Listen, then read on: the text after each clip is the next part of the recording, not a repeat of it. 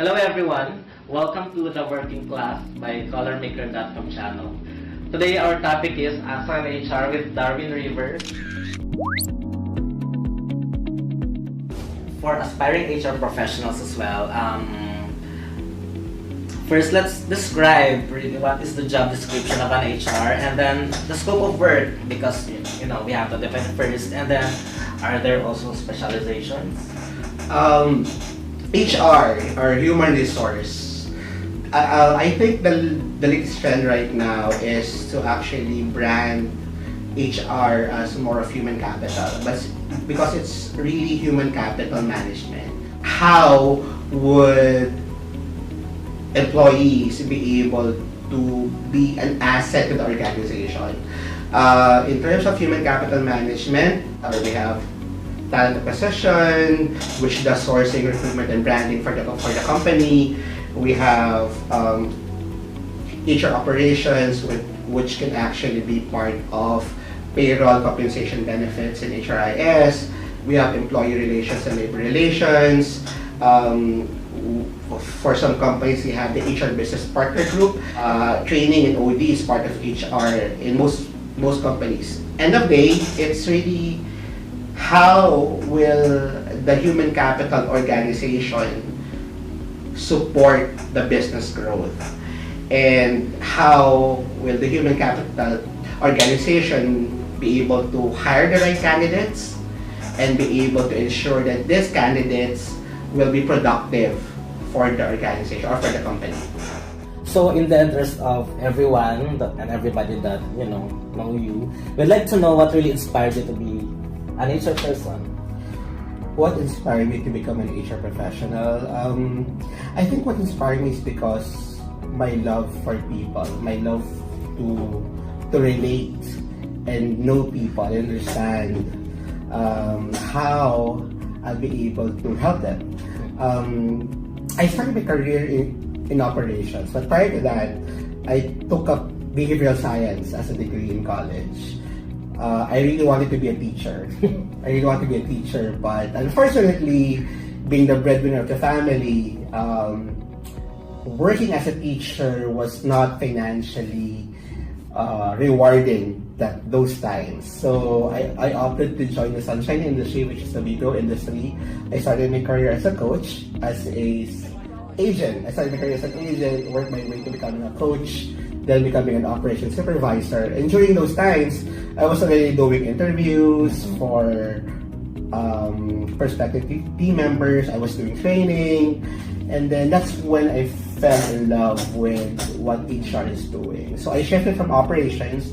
When I became an operations supervisor, I decided I will shift to a new career, and that is to follow my longing to become an HR professional. I started in HR. I started my career in talent acquisition, part of recruitment, and then moved my way to different HR facets, and then until I finally head the whole HR team. That's awesome. So, given that you really did not start in the HR space, and then is it right to say that you start from the frontline post, and then was it hard? I remember when I started my career in recruitment, after being an operations supervisor in one of the big call centers, big BPOs in Makati. One of my work that time was handing out flyers.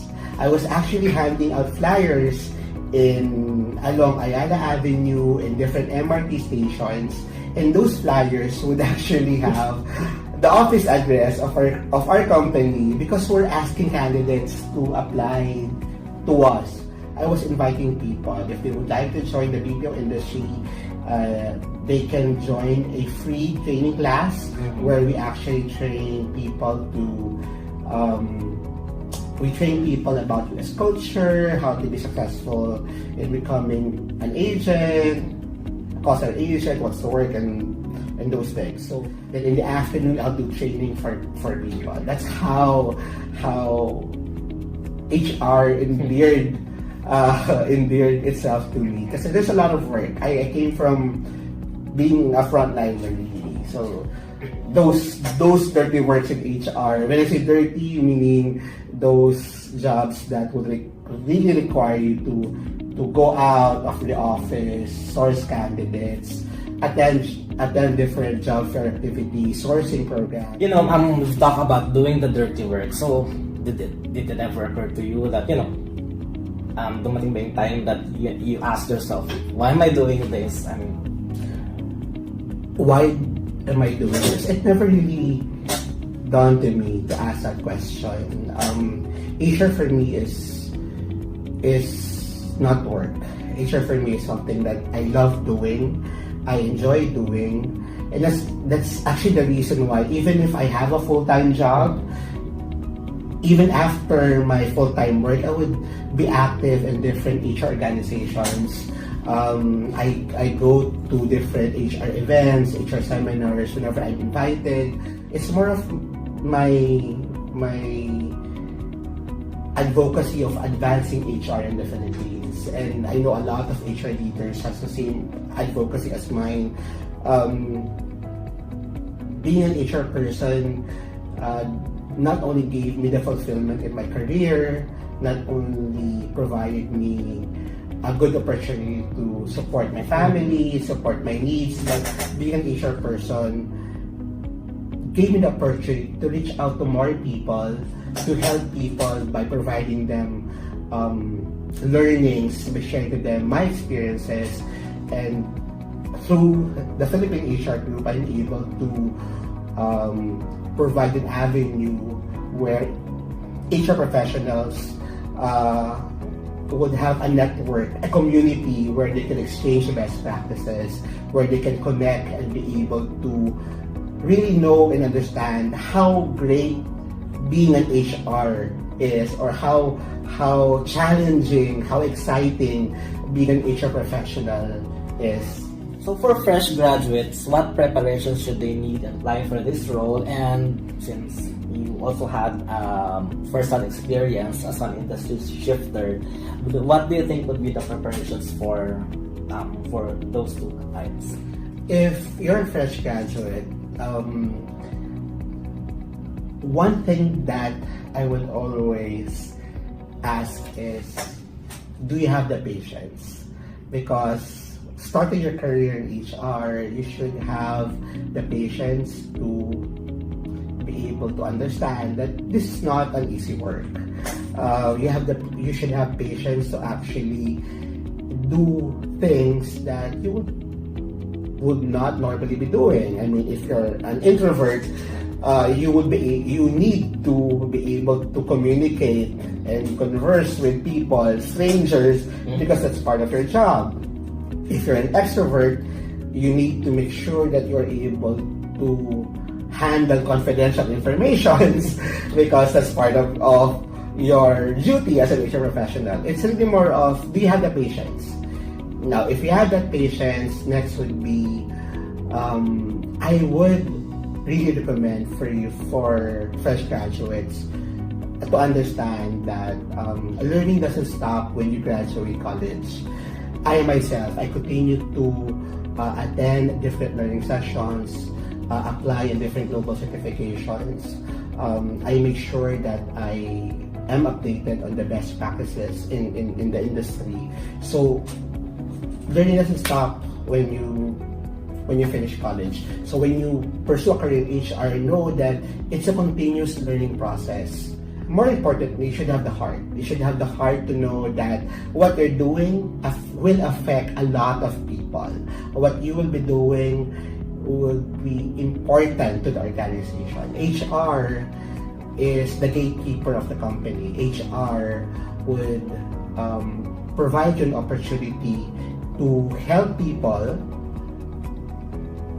feed their families, send their children to school, be able to provide for their needs, because you are hiring them to be part of a good company. Being HR, you are helping the company to grow, and you are helping the company to to be able to contribute to the growth of the economy also. So it's really a good profession, and I would suggest that you have those three: your patience, your love for learning, and of course your heart to serve people and to serve the organization where you will be part of. How do you assess the success of HR services? Each HR facets would have different metrics to follow, and for you to assess yourself if you're successful is if you're meeting them. And I think that, when you go home the end of the day, that you feel satisfied and you yourself think that you have achieved what you came for the day. And what do you think would be the best strategy to improve employee engagement? It's a hot topic after all. So. Improving employee engagement would mean that you are able to retain your talents and attract talents also, because people will know that your company, your brand is something to look forward to be part of. Now, as an engagement officer or engagement manager or part of the engagement team, you should always think of what would be beneficial to the employee.